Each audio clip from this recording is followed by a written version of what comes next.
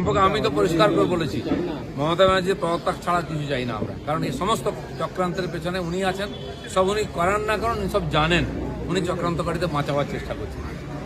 কিন্তু তাকে বাঁচাবার জন্য কিছু লোক অরাজনৈতিক আন্দোলনের নামে ঝাঁপিয়ে পড়ে, দেখা গেল তারাও আজকে এক্সপোজ হয়ে গেছে। কারণ এটা মাঠে মারা গেছে আন্দোলনটা। সাধারণ মানুষের সরলতার সুযোগ নিয়ে কিছু চক্রান্তকারী আন্দোলনকে বিপদগামী করে মমতা ব্যানার্জিকে এর থেকে বিরত দেওয়ার চেষ্টা করেছে, এবং মমতা ব্যানার্জি এই চালাকিটা খুব সাফল্যের সঙ্গে করে তার নিজের লোকেদের বাঁচিয়ে নেওয়ার চেষ্টা করেছে। কিন্তু এখনও কেস চলছে। আমরা জানি একদিন না একদিন সত্য সামনে আসবে।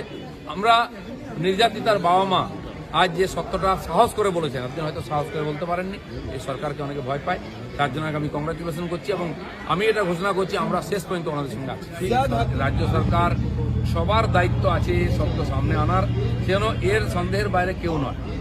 যদি সত্য সামনে না এসে থাকে, অপরাধী সাজা না পেয়ে থাকে, তাহলে এরা সবাই দেয়।